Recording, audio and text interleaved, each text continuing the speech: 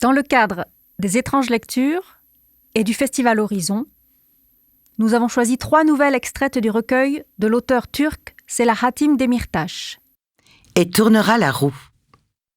Traduite du turc par Emmanuel Colas, éditée en 2019 par les éditions Emmanuel Colas. Le centre commercial. Maintenant, montrez-moi vos mains. Je vais contrôler vos ongles. L'homme qui prononce ces mots est notre chef d'unité, Taceddin Bey. Monsieur Taceddin. Les veines de son cou se gonflent quand il crie. En principe, on l'appelle Taco, ou sous son sobriquet complet, Taco la chochotte. Mais lui veut qu'on lui donne du Taceddin Bey. Une fois, je lui ai dit, on peut pas carrément vous appeler chef ? Non, il n'en est pas question. C'est contraire aux règles de l'établissement. Je l'emmerde, ton établissement. Ai-je rétorqué intérieurement. Merde quoi, on n'est qu'une équipe de nettoyage dans la cafette d'un centre commercial, basta. Dans nos tabliers de travail gris clair, nous étions 9 alignés côte à côte, et c'est ainsi que Taco a inspecté un à un 90 doigts. Il a scruté plus longuement mes mains et a dit « Zeynep, je vous ai déjà prévenu que si vous souhaitez avoir les ongles longs, vous devez chercher du travail non dans une équipe de nettoyage, mais dans un magasin de produits de beauté. » Cause toujours, je t'emmerde, espèce de mongol de Taco. C'est ce que je me suis dit en mon fort intérieur. Mais la phrase qui est sortie de mes lèvres était plus respectueuse dans la forme. Je suis désolée, monsieur Taceddin. J'ai commencé à prendre des cours de guitare. C'est pour cette raison que j'ai dû laisser pousser mes ongles et non parce que j'en avais envie. Qu'il s'agisse de guitare ou de quoi que ce soit d'autre, le client ne fait pas la différence. C'est pas pratique. Par conséquent, vous vous couperez les ongles. Tu crois qu'il suffit de le dire. Dans tes rêves, je vais les laisser pousser un peu plus et je vais t'exploser tes yeux globuleux, ai-je pensé. Mais j'ai acquiescé. Bien sûr, monsieur, je vais les couper. J'avoue que j'en avais marre de me faire virer. C'était mon 5e boulot en 2 ans. Je m'étais fait licencier de partout pour m'être pris la tête avec le patron ou un petit chef. Du coup, à chaque fois, j'ai dû faire une croix sur les indemnités de licenciement. Laissez-moi vous dire que dans le monde de l'entreprise, et plus particulièrement dans le domaine de la propreté des centres commerciaux, on n'a pas arrêté de chuchoter dans mon dos et ça m'a coûté cher. Si je me fais renvoyer d'ici aussi, je vous assure qu'il me sera impossible de retrouver du boulot. C'est sûr, je serai obligée alors de chercher dans d'autres secteurs. Vous pensez que je suis une battante ? Non, rien à voir. J'y suis habituée, c'est tout.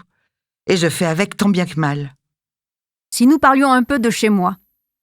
C'est donc mon frère et moi qui assurons. Lui travaille sur des chantiers, ou quelque chose dans ce goût. J'ai 2 autres frères, Abdourahman et Espa. Ils sont plus jeunes que nous et vont à l'école primaire. Je tiens à ce qu'ils continuent d'y aller. Bien sûr qu'ils en ont la capacité. Et moi ? Moi, je suis seulement allée jusqu'au collège. Vous voulez savoir si j'aurais voulu faire des études ? Non. Ça me suffit de savoir un peu lire et écrire, de connaître mes tables de multiplication. Que demander de plus ? Oh, si j'avais pu devenir médecin sans avoir besoin de faire des études, j'aurais bien aimé. Bon, ne rigolez pas.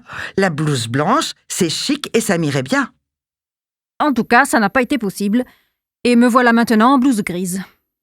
Ma mère est fauchée. Elle est femme au foyer et s'occupe de mon père, qui garde le lit.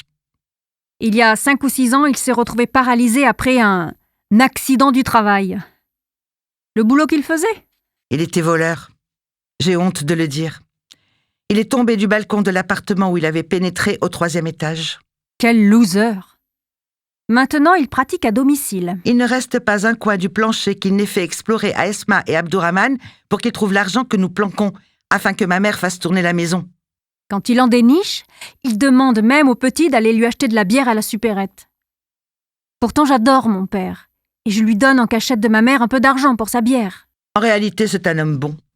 On ne l'a jamais vu voler dans les quartiers pauvres. C'est une sorte de Robin des Bois qui ne partage avec personne, pas même avec les pauvres. Le matin, on embauche à 8 heures. Le centre commercial ouvre à 9 heures. Avant que vous, les clients, ne fichiez la pagaille en débarquant, nous nettoyons minutieusement la cafétéria. Notre véritable job débute à l'heure du déjeuner. Vous arrivez d'abord en petit nombre, puis en masse, et vous attaquez le repas comme si vous n'aviez pas mangé depuis 8 jours. Est-ce qu'il vous arrive de faire une pause et d'écouter le bourdonnement du self? Moi, j'ai écouté. J'écoute tout. Non, ce n'est pas un moteur de ventilation, c'est vous qui faites tout ce bruit. Avez-vous déjà regardé dans quel état vous laissez votre table après avoir déjeuné à la cafétéria? Moi, j'ai regardé. Je regarde tout. Si vous ne vous levez pas pour partir en abandonnant la moitié de la nourriture sur votre plateau, vous avez l'impression de n'en avoir pas eu pour votre argent. Mais vous avez peur de paraître pauvre si vous ne laissez pas la moitié des restes? Pas de panique. Peu importe que vous essayiez de le masquer, vous êtes clairement un cran au-dessus de moi. Je gagne un salaire de misère, on nous donne un ticket pour payer notre déjeuner et nous nettoyons notre table nous-mêmes. C'est notre boulot après tout. Si vous ne voulez pas le faire, je préfère que vous ne le fassiez pas. Faute de quoi, nous serions au chômage. Il y en a beaucoup qui sauteraient sur ce taf. Nous travaillons tous plus de 8 heures par jour, parfois 12, parfois 15. Il n'y a pas eu un seul mois où les heures supplémentaires que nous avons faites aient été rémunérées. C'est à cause de ça que je me suis fait virer de mon dernier boulot. Alors que je débarrassais une table, j'ai entendu une conversation entre deux types, deux ringards. Il parlait d'un truc juridique. Pour une fois que je trouvais un avocat gratuit, j'ai demandé à l'un d'eux « Qu'est-ce qu'il faudrait que je fasse si je voulais aller au contentieux parce que mes heures supplémentaires n'ont pas été payées ?»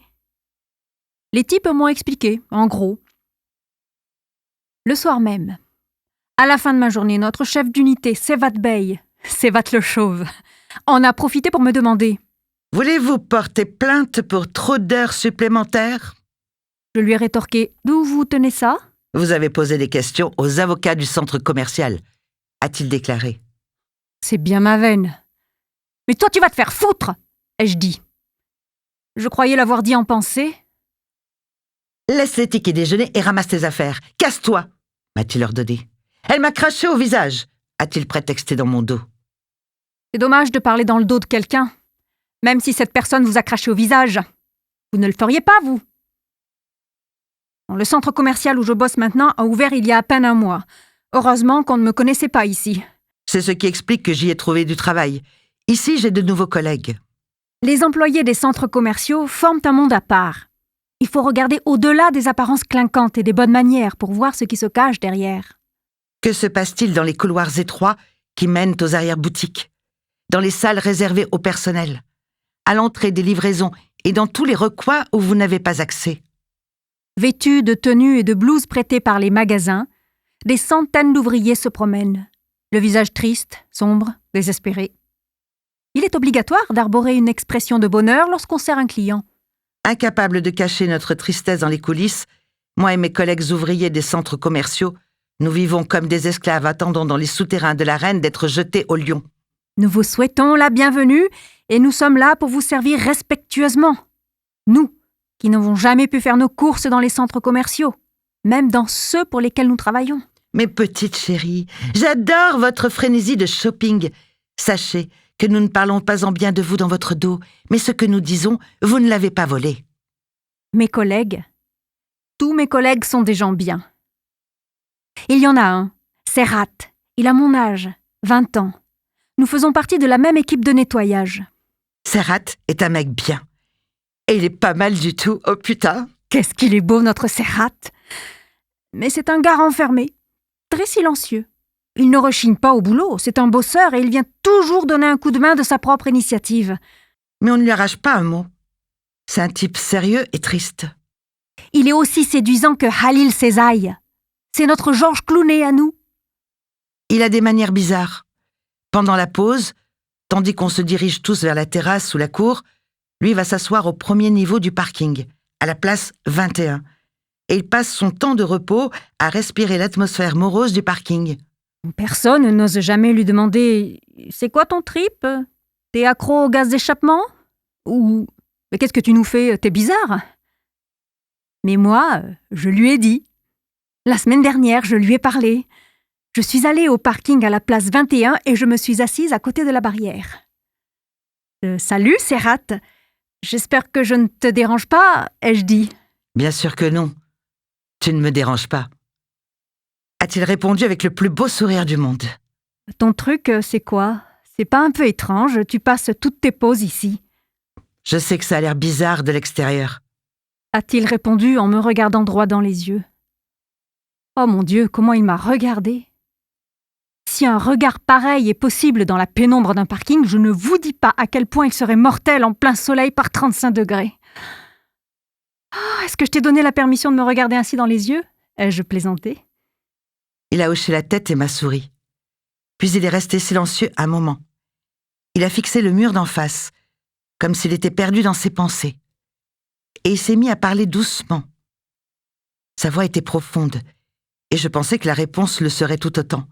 Mais il a dit « Allez, debout, c'est l'heure de se remettre au boulot. » C'est tout.